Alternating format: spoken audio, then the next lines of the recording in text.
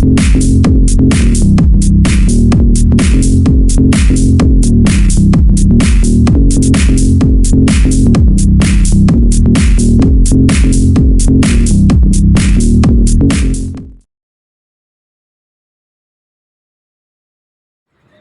saya di sini menjelaskan mengenai teknis di lapangannya aja ya, tentang persiapan, terus pelaksanaan dan juga tahap penghitungan suara. Jadi untuk yang pertama yaitu persiapan sebelum pelaksanaan pemilu. Jadi KPPS ini mengumumkan sesuai dengan wilayahnya masing-masing untuk hari, tanggal dan tempat pelaksanaan pemungutan suara. Itu pengumumannya itu bisa menggunakan pengeras suara di masjid atau bisa juga pakai pengumuman dan ditempelkan di sekretariat RT RW. Lalu untuk persiapan yang kedua yaitu ketika bapak-bapak ibu-ibu tahun ini kan sudah sesuai dengan DPT, itu nanti untuk pembagiannya bisa juga bapak-bapak ibu-ibu mendatangi ke pemilih masing-masing dan memberikan model C pemberitahuan ini, atau bisa juga bapak-bapak ibu-ibu mengumumkan agar si pemilih ini menghadap ke KPPS untuk mengambil model C pemberitahuan ini. Nanti di situ kan ada juga harus ditulis nama TPS-nya berapa, dan juga itu juga harus sesuai dengan DPT. Nanti juga ada salinan DPT-nya juga diberikan. Lalu untuk kalau misalkan ada pemilih yang keterangannya yaitu yang pertama sudah meninggal, terus yang kedua pindah domisili, terus lalu yang ketiga tidak dikenal, maka nanti KPPS memberikan keterangan di dalam model C pemberitahuan tersebut, lalu dikumpulkan dan diserahkan ke PPS. Itu maksimal tanggal 13 Februari 2024. Kalau misalkan di tanggal tersebut bapak-bapak ibu masih belum sempat untuk memberikan model C pemberitahuan ini, maka nanti digabungkan saja model C pemberitahuan ini dan diserahkan apabila di akhir setelah penghitungan surat suara dibarengin dimasukkan ke kotak presiden dan wakil presiden, dibandingin sama BA.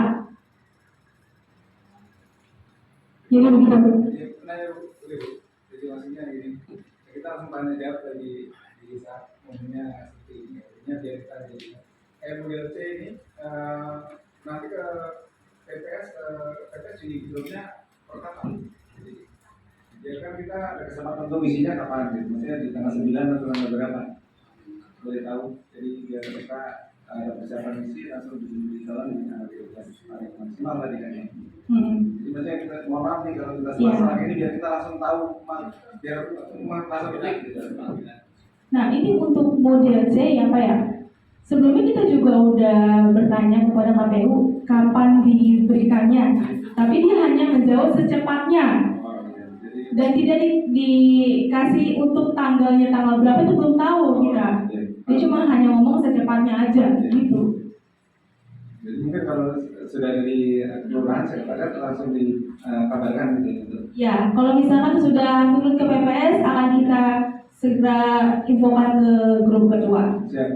Ya. Lalu kalau misalkan di H-1 ada pemilih yang masih belum mendapatkan model C pemberitahuan, maka dia menghadap ke ketua KPPS dan menyerahkan bukti yaitu berupa KTP atau bisa juga fotokopi KTP. Itu mekanisme di lapangannya aja, bapak-bapak ibu-ibu mau seperti apa. Lalu untuk pengambilan logistik ini di H-1 sebelum pelaksanaan pemungutan suara, yaitu tanggal 13 Februari 2024. Untuk pengambilan logistik ini harus didampingi oleh saksi pengawas TPS masing-masing atau disebut juga dengan PTPS. Lalu untuk pelaksanaan ketika di 14 Februari ini bapak-bapak ibu-ibu harus datang di jam 6 pagi, harus sudah sampai di TPS. Itu untuk mempersiapkan dari kotaknya, mejanya, segala macam hal yang diperlukan ketika pelaksanaan pemungutan suara. Lalu setelah itu baru ketua KPPS ini melantik anggotanya, yaitu membaca sumpah janji. Setelah itu baru diadakannya rapat terkait mekanisme di lapangan seperti apa, dan juga ketua KPPS ini menjelaskan tupoksinya dari 1 sampai 7 itu seperti apa supaya anggotanya juga paham. Lalu baru dibukanya sekitar jam 7 untuk buka pelaksanaan pemungutan suara ini harus ada saksi dari partai dan juga pengawas TPS. Kalau misalkan mereka ini belum datang, maka KPPS ini tunggu sampai 30 menit. Kalau misalkan KPPS ini menunggu, lalu di 15 menit kemudian ada saksi yang baru datang, tapi hanya 1, itu langsung dimulai aja, nggak masalah. Walaupun saksi cuma 1, itu tidak masalah. Yang penting ada saksi ataupun pengawas TPS. Begitu ya Bapak-Bapak Ibu. Sebelum saksi masuk ke dalam TPS, dia harus menyerahkan mandat. Kalau misalkan di mana tersebut itu terdapat 2 orang, maka dia hanya diperbolehkan 1 orang saja, atau bisa sip-sipan ya, ganti-gantian. Jadi tidak boleh berbarengan masuk. Ketika misalkan ada saksi yang terlambat, seharusnya kan yang memang biasa di peraturan sebelumnya kan pagi-pagi ini sebelum mulai saksi harus menyerahkan mandat baru dibolehkan masuk. Kalau misalkan sudah mulai, itu saksi tidak dibolehkan masuk. Tapi kalau sekarang peraturan PKPU, untuk saksi ini tetap diperbolehkan masuk, tapi maksimal sampai jam 9. Pagi. Lewat dari jam 9 itu saksi sudah tidak boleh lagi untuk masuk. Lalu untuk ketika dimulai, KPPS ini harus menghitung surat-suara terlebih dahulu, surat-suara yang didapat itu berapa, dan juga termasuk dengan 2%-nya. Itu kan untuk cadangan surat-suara kan 2% ya dari masing-masing DPT. Itu nanti setelah dijumlahkan akan dimasukkan ke dalam pengisian BA di akhir. Jadi harus dihitung untuk surat suara di awalnya jumlahnya ada berapa. Lalu setelah itu baru untuk tugas KPPS dari pertama sampai 7 ya. Untuk KPPS tugas yang pertama ini, dia yang menandatangani semua surat suara. Dan di situ kan juga ada penulisan seperti nama, TPS berapa ya. Itu kan kita juga sudah membuka untuk kolektif stempel ya, atau ada juga beberapa TPS yang membuat sendiri supaya mempermudah ketua KPPS ini dalam pengisian di surat-surat tersebut.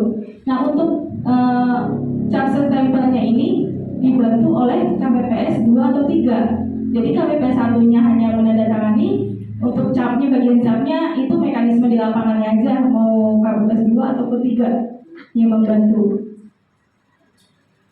Lalu untuk tugas KPPS 2 ini, dia yang mengumpulkan model cek pemberitahuan maupun model agenda pemilih, lalu diurutkan sesuai dengan kehadiran si pemilih ini. Dan lalu si KPPS 2 ini melihat jumlah surat-suara yang didapat dari si pemilih ini, lalu diserahkan kepada si pemilih ini. Tapi sebelum diserahkan kepada si pemilih ini, surat suara ini harus dicek dulu. Jadi sebelum diserahkan, dibuka terlebih dahulu supaya takutnya nih ada misalkan sebelum diberikan kepada si pemilih ini, dan dibantu oleh si KPPS 3. Jadi si KPPS 2-nya ini yang misalkan si pemilih A ini dapat 5, dia yang mengurutkan, lalu si KPPS 3-nya ini yang membuka gitu. Oh, ya teknis di lapangannya aja bagaimana. Nah terus untuk di KPPS 3 ini mempunyai tugas yaitu mengumpulkan berkas-berkas seperti model cek pemberitahuan maupun model A pindah pemilih untuk tugas KPPS 3. Kalau yang tugas ke KPPS 4 dan 5 ini Dia masuknya itu daftar hadir ya.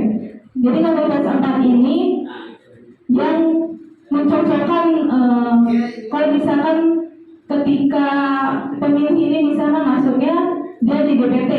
DPT ini kan mulai dari jam 7 pagi sampai jam 1 siang untuk DPT. DPT ini harus menyerahkan model C pemberitahuan dan juga KTP asli. Bukan fotokopi KTP, tapi KTP asli. Nah, kalau misalkan dia sudah membawa model C pemberitahuan, di situ kan udah tertulis ya untuk namanya urutannya berapa. Jadi itu mempermudah bapak-bapak ibu-ibu dalam melihat ke DPT-nya. Kalau misalkan dia tidak membawa model C pemberitahuan, jadi dia harus melampirkan KTP-nya dan bapak-bapak ibu-ibu mencocokkan ke dalam DPT tersebut ada nggak namanya.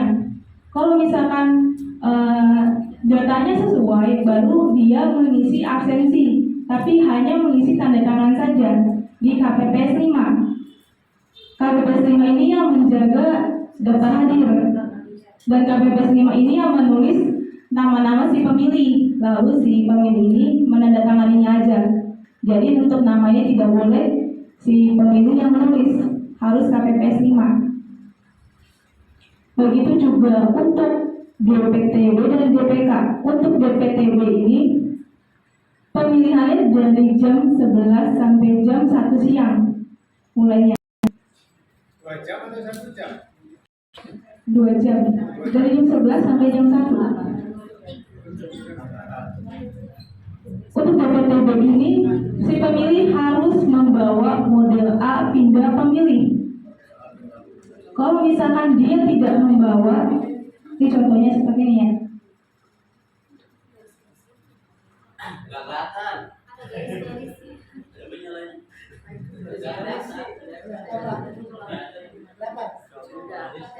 Agak ke depan aja ya, ke depan.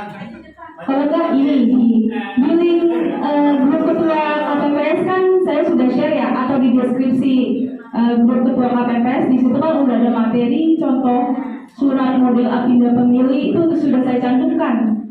Nanti bapak-bapak ibu bisa lihat di situ aja, ya. Kalau misalnya di sini kan pasti nggak bakal kelihatan juga.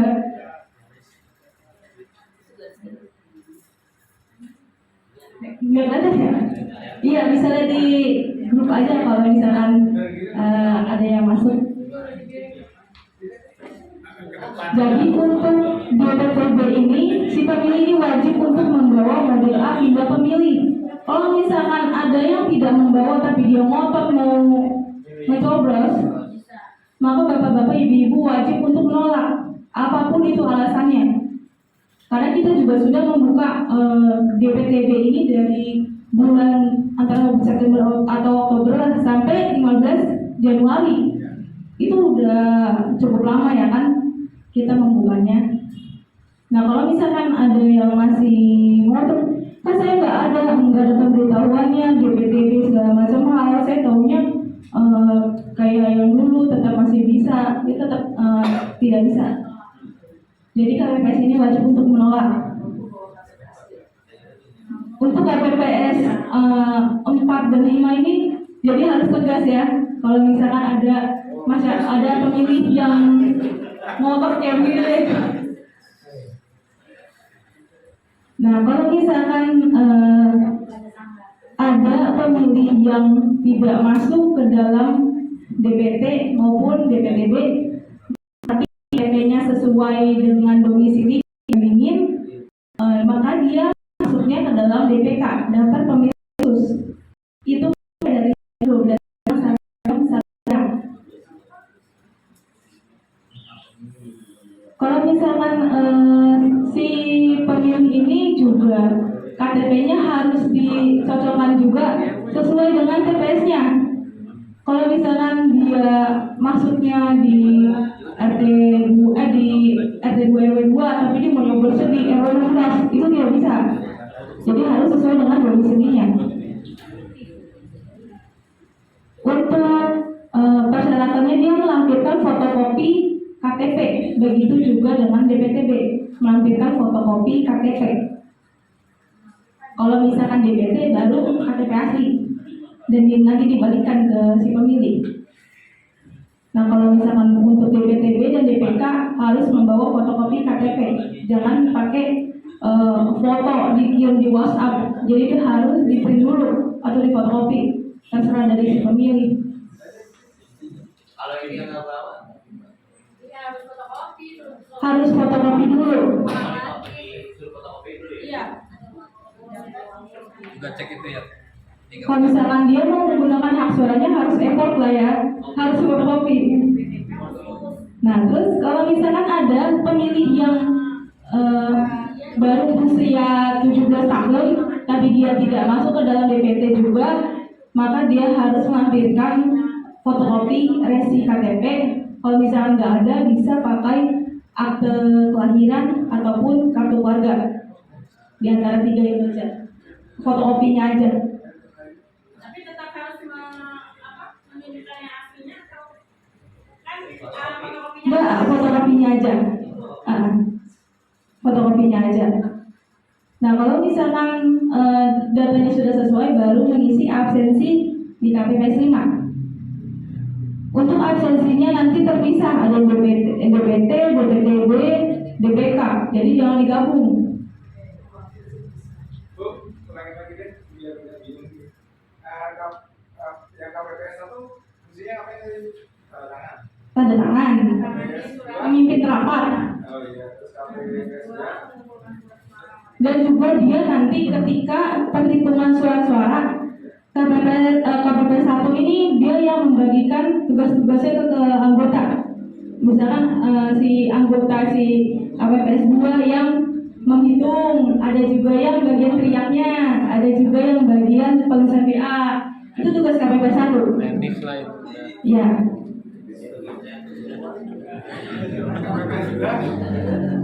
KPPS 2 itu dia yang mengurutkan berkas model C dan juga modal pindah pemilih dan memanggil si pemilih itu ketika sudah gilirannya baru diberikan surat suaranya.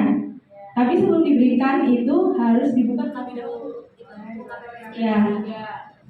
Yang dibantu oleh KPPS 3. Baru si KPPS 3 ini yang mengumpulkan yang berkas-berkas itu tuh dikumpulkan ke KPPS 3 gitu Pak. Sebagai masih anggota baru. Kalau misalkan Bapak masih bingung juga, kita kan ada video simulasinya di link yang sudah saya share di ketua KPPS. Nah bisa lihat di situ aja. Ya, oke. Lanjut ke tugas KPPS ke-6. Tugas KPPS ke-6 ini menjaga kotak suara. Kalau misalkan ada pemilih yang memasukkan surat-surat, takutnya ada yang keliru atau salah memasukkan ya. Jadi KPPS 6 ini yang memastikan apabila si pemilih ini memasukkan sesuai dengan jenisnya.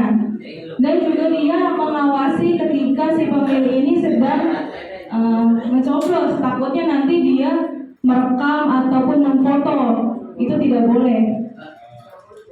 Jadi tugas KPPS 6 ini harus jeli ya, melihat kotak suara dan juga melihat si pemilih ini ketika sedang mencoblos.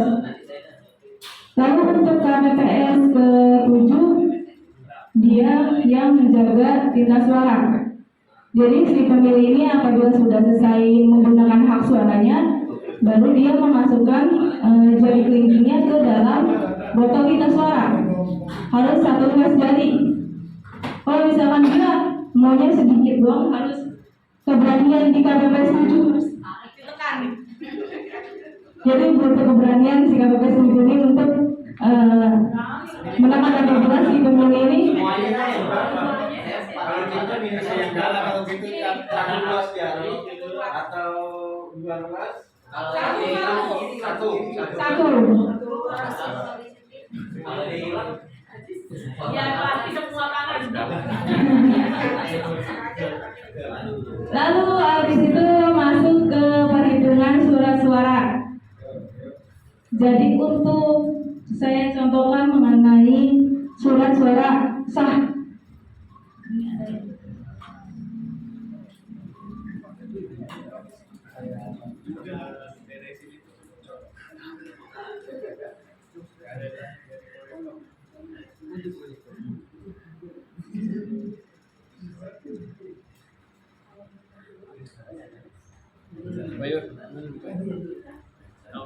Yang presiden dan wakil presiden itu kalau misalkan masih terdapat dalam kolom tersebut dan dicoblosnya dua misalkan partai dan juga capresnya, maka itu tetap sah.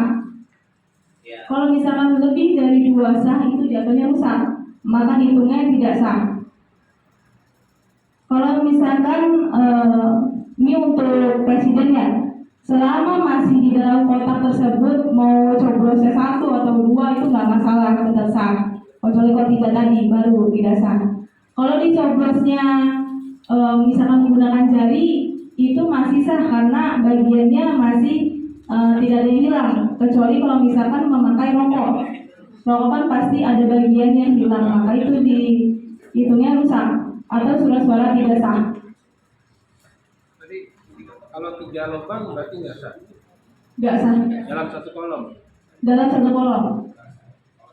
Kalau Jadi lebih dari dua itu jatuhnya rusak. Jadi lebih dari dua. Kalau misalkan dua itu masih sah. Begitu juga dengan DPD. Kalau misalkan untuk DPRD kota, provinsi maupun RI, jadi untuk satu surat suara itu 1 poin. 1 poin. Kalau misalkan poinnya masuk ke caleg, maka partai tidak dihitung. Begitu juga untuk misalkan poinnya masuk ke partai, jadi calegnya tidak dihitung. Ini untuk contohnya seperti ini. Misalkan di coblosnya masih terdapat di dalam kolom partai ini, cuman masuk dicobosnya di antara ini. Di antara sini di tengah-tengah.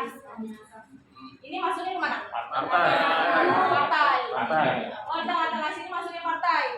Begitu kok misalnya ada yang nyoblos 2, tapi masih di tengah-tengah sini, di sini dan di sini, itu masuknya partai. Kalau misalkan Dicoblosnya di caleg dan di partai masuknya kemana? caleg. Masuknya ke caleg. Kalau misalkan partai dan caleg itu masuknya ke caleg. Kalau misalkan dicoblosnya di pinggir sini di pinggir, tapi masih sejajar sama nama caleg, Partai. masuknya tetap caleg. yang bisa di pinggir sini nih, itu tuh hitungannya caleg. Kalau misalkan dia masuknya ke sini nih, yang dari sini. Partai. Partai. Ya begitu ya Bapak Ibu. Berarti kalau dia 3 coblosan, partai biasa. Satu surat suara itu 1 poin. Ada sah partai, ada sah caleg. Jadi kalau misalkan dicoblos dalam 1 kolom caleg itu terdapat 2 tusukan, tapi masih dalam 1 kolom caleg itu tetap sah masuk ke caleg. Satu kolom ya, 1 kolom. Jika terdapat 2 tusukan dengan nama yang berbeda itu tetap sah, tapi partai. Jadi ada satu surat suara itu sistemnya 1 poin. Ada sah partai, ada sah caleg. Sah partai atau sah caleg. Kalau partainya ditusuk, lalu calegnya ditusuk juga, sah juga tetap, tapi suaranya ke caleg, partainya nggak dapat. Jadi prioritas caleg berarti ya. Prioritas caleg, caleg dulu prioritaskan baru partai. Kalau di antaranya, misalkan kolom, di antara kolom ini, di antaranya ada garis tengah. 3,5 karena 2 nama yang terkena kan, kalau 2,5 kan 2 nama yang terkena itu maka masuknya ke partai. Kalau caleg harus satu coblosan aja ya. Dua Pak. Ya, kalau tadi 2 coblosan, kalau caleg sama partai Prioritas caleg. prioritas caleg. Tapi kalau caleg ada 2 coblosan, Ke partai. Jika ada 2 coblosan nama caleg tapi dengan nama yang berbeda, dengan nama yang berbeda itu sah tetap. Tapi masuknya ke partai suaranya. ini kalau caleg harus coblos 1. Nah, jadi nanti di situ Bapak Ibu perlu mempertimbangkan juga. Jadi jangan sampai nanti sah caleg ditulis, sah partai tulis juga. Oh iya. Jadi nantinya pengumuman suara, pas perhitungan nggak dapat tuh angkanya. Karena apa? Karena ada pengumuman suara. Ada 1 suara, 2. Jadi harus 1 suara itu 1 poin. Begitu juga kalau presiden 1 frame. Walaupun coblos itu 2, selama masih dalam 1 frame itu sah. DPD itu sama karena DPD kan bukan partai tapi independen. Independen itu sama seperti presiden. Sama seperti presiden di mana nanti dicoblosnya masih dalam 1 frame itu tetap sah. Karena DPD ini akan untuk dan nama. Nah, ini untuk DJT seperti ini contohnya. Ini DJT yang nanti bapak-bapak ibu-ibu setiap TPS dapat. Ini yang harus dipasang di depan TPS. Dari presiden, DPR RI, DPD itu semua yang benar kota ini wajib ditempel di depan TPS. Jadi nanti pakai 1 papan cukup karena isi cuma 5. Di 1 pemilihan ini 5. Satu-satu. Ya, agar apa? Agar si pemilih pada saat datang ke TPS, mereka sebelum masuk mereka bisa melihat, mereka bisa memilih kira-kira siapa nanti yang akan dipilih. Jadi nanti supaya apa? Supaya tidak terlalu lama dan milih, karena sudah tahu. Nah nanti KPPS itu juga harus memberitahukan kepada si pemilih pada saat memberikan surat suara agar tidak memfoto atau memvideokan ya pemilihan di dalam unit karena ada undang-undangnya tidak boleh memfoto atau memvideokan di dalam unit suara tidak boleh. Boleh membawa handphone boleh tapi tidak boleh memfoto ataupun memvideokan. Nah, nanti KPPS 6 juga diminta bantuan untuk pada saat ada warga atau individu itu untuk memperhatikan jangan sampai nanti di foto ataupun di video kan. Nanti kasihan pada saat di situ ada saksi panwas, di situ dia melaporkan satu temuan jadinya kejadian. Nanti kasihan nanti warga itu atau pemilih itu yang tidak tahu peraturannya, tidak tahu undang-undangnya, jadi kena masalah hukum. Jadi akan lebih baiknya nanti KPPS 1 pada saat memberikan diberitahu oleh pemilihnya agar si pemilih tersebut nanti bisa tahu bahwa ada peraturan tidak boleh memfoto atau video. Kalau nanti perhitungan di foto, di video boleh, itu boleh. Pada saat perhitungan, tapi dalam diri tidak boleh. Kalau kita langsung larang dia bawa handphonenya juga nggak apa-apa kan? Teknisnya nggak apa-apa Pak, boleh aja. Nah, jadi jika bapak ibu ini saya minta bantuannya untuk memprioritaskan itu ibu hamil, lansia, disabilitas fisik, tunanetra. Mohon didahulukan. Karena apa? Karena dari kesehatannya yang kita melihat kemanusiaan tentang kesehatannya. Untuk yang tunanetra disabilitas fisik yang menggunakan kursi roda atau dia sudah tidak bisa melakukan pencoblosan di dalam TPS, dia boleh menggunakan pendamping. Pendamping itu boleh keluarga, boleh orang lain, tapi yang ditunjuk oleh si pemilih. Apabila pemilih menunjuk anggota KPPS bisa Pak? Boleh. Seandainya pemilih menunjuk anggota KPPS, biasanya KPPS 5 yang harus mendampingi. Apakah perlu pakai surat kuasa atau enggak? Bukan surat kuasa. Jadi nanti pada saat di KPPS 1 memberikan surat suara, itu ada namanya berita acara pendamping. Ada berita acara pendamping di mana nanti pendamping mewajibkan mengisi berita acara tersebut ditandatangani. Walaupun pendampingnya KPPS tetap harus diisi. Itu bukti bahwa dia pendamping sekaligus untuk menjaga kerahasiaan. Jika dia tunanetra itu sama, dia harus menggunakan pendamping. Nah, nanti bapak-bapak ibu itu di TPS akan mendapatkan alat untuk tunanetra, di mana nanti suara-suaranya dimasukkan ke dalam tengah-tengah alat tersebut, lalu dibawa ke dalam bilik suara. Jadi tunanetranya itu harga berapa? Setelah dia sudah menunjuk, maka dikeluarkan nanti pendampingnya yang memilih, yang mencoblos. Jadi alat itu hanya untuk meraba saja. Nanti setelah ditunjuk ini dikeluarkan, dicoba masukin lagi. Setelah sudah selesai semua, baru nanti alatnya dikembalikan lagi ke KPPS. Sampai situ paham Bapak Ibu? Nah, itu teknisnya di dalam TPS. Nanti setelah jam 11 ketua KPPS mau memberikan pengumuman untuk DPTB sudah mulai dibuka. Jadi DPTB itu mulai dibuka, itu ketua KPPS yang mengumumkan. Di jam 12 DPTB ketua KPPS mengumumkan lagi untuk mulai dibuka DPK yang terkait khusus. Jam 1 waktu selesai.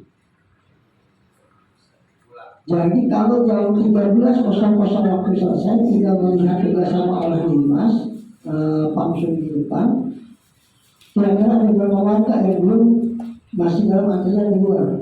Kalau misalkan masih di jam 12.40 masih ada antrian warga beberapa orang, 10 atau 12 orang, itu KPPS 4 itu mempercepat. Dan KPPS 5 mempercepat untuk masuk karena apa? Karena pada saat jam 13.00 pemilihan ditutup, yang di luar tidak boleh masuk, tapi yang di dalam tetap berjalan. Karena dia sudah memasuki absensi, yang sudah memasuki absensi di antrian di dalam, walaupun jam 13.00 dia tetap berjalan proses sampai dengan selesai. Yang tutup itu adalah yang di luar, yang di luar tidak boleh masuk. Jadi sebaliknya kita memerlukan dua antrian ya, satu antrian di luar, satu antrian di dalam. Emang di dalam itu ada antrian, Pak?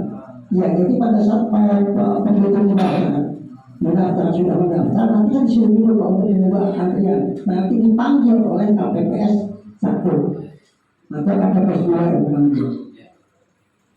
Jadi mengingat kalau sudah waktunya sudah mepet mau habis, kira-kira itu di situ masih ada warga yang mengantri di luar, dipercepat di KPPS 4 dan 5 nya. Karena pada saat dia posisi sudah di dalam, dia masih tetap bisa berjalan. Yang di luar yang tidak boleh. Pertanyaan saya, kalau ada DPT yang terlambat, Pak, DPT yang terlambat setelah jam 1, dia masih atau benar-benar dilarang? Kan tadi Bapak saya bilang negara dari jam 7 sampai dengan jam 13. Jadi setelah waktu jam 13, apapun alasannya tetap dicoba. Apapun alasannya tetap dicoba. Misalkan saya begadang berhiburan, bangunnya kesiangan, akhirnya nggak bisa. Kecuali yang sudah antri di dalam. Kalau daftar yang menyusul, maksudnya menyusul ini kan dia pakai KTP itu kan kita kasih waktu jam 12 ke atas. Ya, ada waktunya nggak? Apa benar-benar jam 13? Jam 13 jadi DPK itu jam 12 sampai jam 13 1 jam. DPTB 2 jam. Dari jam 11 sampai jam 13. Ya, artinya kalau misalnya dari yang menyusul itu numpuk, kita harus masuk aja gitu ya. Ya, jadi teknisnya seperti apa? Terserah KPPS. Yang penting misalkan biar warga itu punya hak memilih. Seperti itu. Nah, setelah selesai ditutup jam 13, itu berarti isoma setelah sholat makan, nanti tinggal kesepakatan aja, kesepakatan dari KPPS, saksi partai, saksi panwas kapan mau dimulai untuk pemilihan suara. alhamdulillah kesepakatan bersama habis semua istirahat sholat makan udah ini kesepakatan nanti. Nah sekaligus ketua KPPS nanti mengumpulkan lagi jadi 8 orang oleh ketua KPPS dikumpulkan lagi yang tadinya KPPS 2, 3, 4, 5, 6, 7 itu berubah lagi.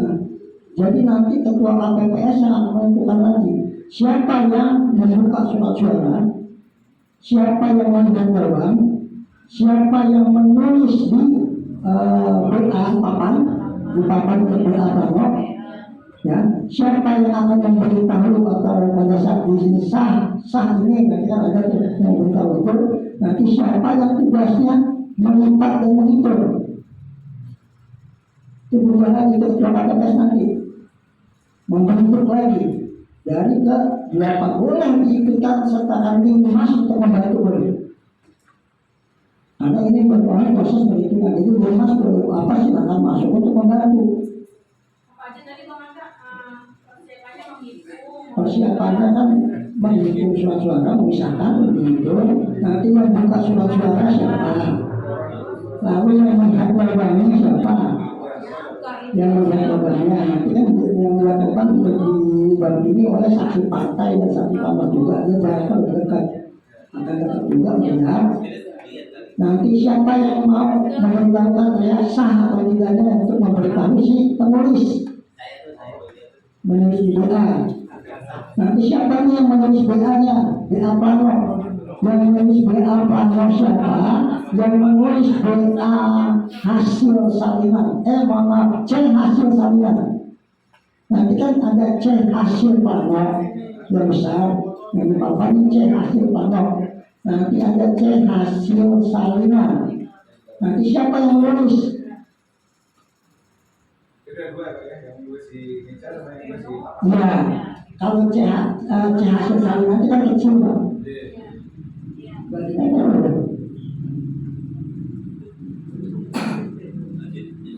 Mau TPS di sini ya? Iya, Cara penulisan jelasin, saya saja cara penulisan jelasin. Ini contohnya seperti ini. Itu 15, ini 16, 17, terus 14, Yang berhak membuka gerbang itu yang berhak membuka gerbang itu adalah ketua KPPS. Jadi nanti bapak-bapak ibu-ibu sekarang sediakan tim nanti biar kalau saya lihat dari posisi kemarin di Madang tidak pakai gerbang tapi memakai kabel tis. Jadi nanti setelah di kabel tis itu nanti pada saat membuka itu menggunakan itu disaksikan oleh saksi partai dan saksi panwas. Sininya nanti kembali pakai Nanti dikasih kabel tisnya Pak, dikasih dari yang itu nanti ada kabel tisnya buat nanti digembok lagi pakai menggunakan kabel tis. Nanti amplop juga sama. Pak, untuk seandainya ada warga atau yang luar daerah, ya kan? Itu yang contoh nih dari Jawa Tengah ke sini, itu berapa suara yang mereka dapatkan? Jawa Tengah, Jawa Tengah ke Jawa Barat, itu atau mungkin orang Sumatera ke sini. jadi kuncinya itu ada di 1, 2, 4, 5. Jadi tidak ada suara-suara 3 di belakang. Jadi 1, 2, 4, 5. Contoh, presiden itu tidak pakai dapil, dia nasional. DPD itu pakai dapil, Jawa Barat. DPR RI pakai dapil, kita dapil 8, yaitu Kota Bekasi, Kota Depok. Provinsi juga sama pakai dapil, Kota Bekasi, Kota Depok. DPRD kota sama pakai dapil, Bekasi Selatan, Bekasi Timur. Jadi selain dari yang tadi bersangkutan tersebut itu tidak melakukan ya. Jadi misalkan tadi kita bahwa jadi bapak ibu patokannya itu adalah hak tidak memilih. Jika ada orang di luar datang dengan membawa surat hak tidak memilih yang ditandatangani oleh PPS, distempel oleh PPS, lalu dia menunjukkan KTP-nya disamakan dengan akte nama pemilihnya, nanti ada TPS-nya, TPS berapa dia harus mencoblos, nanti di situ ada kotak, ada 5 kotak, ada yang silakan di checklist. Nah, bapak-bapak itu tinggal yang di KPPS 1 dan 2 yang melihat itu. Kalau di sini di checklistnya 2, berarti hanya 2 yang didapat. Kalau di checklistnya 1, hanya 1, dan checklistnya 5, hanya checklistnya 5 yang didapat. Itu supaya mempermudah ketua KPPS itu supaya tidak lama ini mengejar polisi tidak ada dari DPTW-nya. Tidak begitu. Jadi surat sana sudah. Kalau yang resmi ikut itu sudah ada ya. Sudah ada. Oh, ini dapat 2 suara, oh ini dapat 1 suara ya. Kalau yang cuma modal KTP doang, nggak bisa. Jadi nanti ini saya lagi berkoordinasi sama teman-teman. Nanti kita pengen bikin nih, saya pribadi Pak ini pengen bikin untuk KPPS, di mana nanti ada peraturan yang menyatakan di situ bahwa orang yang datang menggunakan KTP di luar domisili tidak bisa. Jadi itu nanti kalau kita dipampang di depan TPS. Iya. Agar apa nanti kalau mau nonton sama ada peraturan undang-undangnya ada. Jadi nggak semua orang KTP dari luar Pulau Jawa dia punya hak untuk memilih. Seperti itu. Jadi nanti kita ingin buatkan supaya nanti kita akan minta KPPS untuk tempel di depan TPS. Nanti ada undang-undangnya.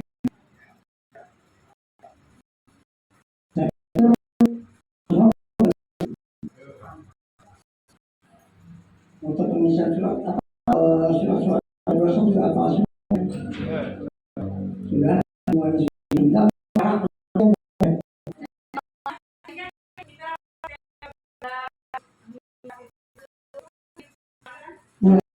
nanti DCT setiap TPS dari